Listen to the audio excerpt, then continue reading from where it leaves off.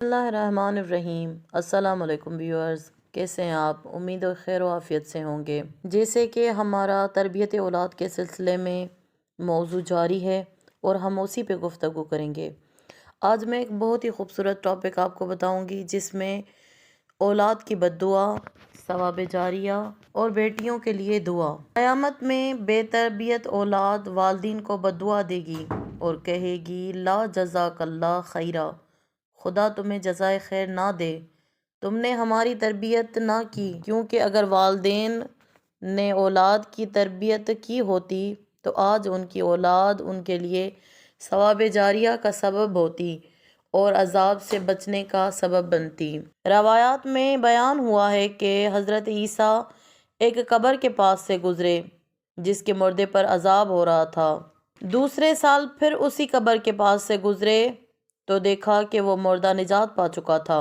آپ نے خدا سے اس کا سبب دریافت کیا تو وحی نازل ہوئی کہ اس کا بیٹا نیک ہے اور اس نے اپنا رویہ صحیح کر لیا ہے اور ایک یتیم کو پناہ دی ہے، چنانچہ اس کے بیٹے کے اس عمل کی خاطر ہم نے اسے معاف کر دیا ہے۔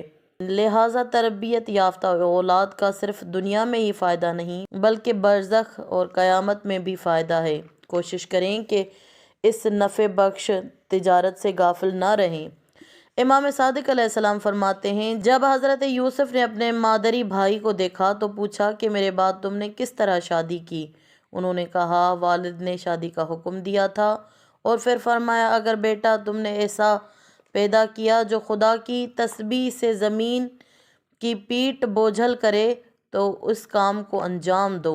امام صادق علیہ السلام فرماتے ہیں کہ مسلمان بچے قیامت میں شفاعت کریں گے اور ان کی شفاعت قبول کی جائے گی۔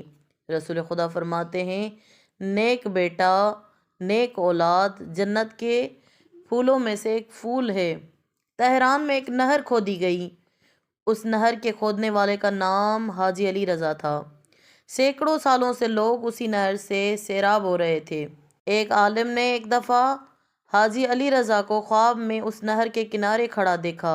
اس نے کہا یہ باغ جنت کے باغوں میں سے ایک باغ ہے اور یہ نہر بھی جنت کی نہر ہے، یہ دونوں مجھے اس نہر کے کھودنے کے بدلے عطا کیے گئے ہیں، مگر مجھے حسرت ہے کہ کاش میرے ہاں کوئی اولاد ہوتی جو ایک بار لا الہ الا اللہ کہہ کر مر جاتی تو اس کی وحدانیت کے اقرار سے مجھے ثواب ملتا۔ امام حسین علیہ السلام بھی اپنے ششماہ علی اصغر کی شہادت کے بعد جب خیمے میں لائے تو اپنی بہن زینب کی گود میں دے کر خاک پر بیٹھ گئے اور کہا پروردگار اس ششماہ کو روز آخرت کے لیے ذخیرہ قرار دے۔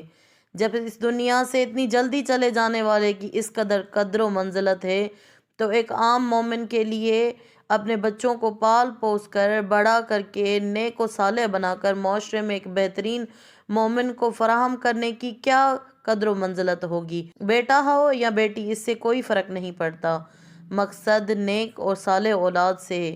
کیا مریم بیٹی نہیں تھی؟ کیا حضرت خدیجہ بیٹی نہیں تھی؟ کیا حضرت آسیہ بیٹی نہیں تھی؟ کیا فاطمۃ الزہرا بیٹی نہیں تھی؟ کیا زینب کبریٰ سلام اللہ علیہا بیٹی نہیں تھی؟ والدین کے لیے کیا یہ بقیات صالحات نہیں ہیں؟ بلکہ ہمیں تو بیٹی کے لیے خدا سے دعا کرنی چاہیے۔ اگر کسی کے پاس بیٹی نہ ہو تو وہ خدا سے بار بار گڑ گڑا کر بیٹی کے لیے دعا کرے۔ حضرت ابراہیم نے اسماعیل و اسحاق جیسے بیٹوں کے ہوتے ہوئے خدا سے بیٹی کی دعا کی۔ لڑکی کا باپ ہونا باعث فخر ہے۔ رسول خدا بھی بیٹی کے باپ تھے۔ دنیا میں لڑکی کے پیدا ہونے سے رسول خدا سے مشابہت ہو جاتی ہے تو واقعاً یہ فخر کی بات ہے۔ امام صادق علیہ السلام فرماتے ہیں اگر کسی کو بیٹی نہ ہو لیکن وہ بہن والا ہو تو بھی اس پر رحمت خداوندی کا در کھل جاتا ہے۔ رسول خدا صلی اللہ علیہ وآلہ وسلم فرماتے ہیں لڑکیاں کتنی ہی اچھی ہوتی ہیں، مہربان، نرم مزاج، مددگار، کام کرنے والی، انسان کی انیس، بابرکت اور پاکیزگی کو دوست رکھنے والی، لیکن یہ صفات اس وقت اولاد میں پیدا ہوتی ہیں جب ان کی تربیت اسلامی اصولوں کے مطابق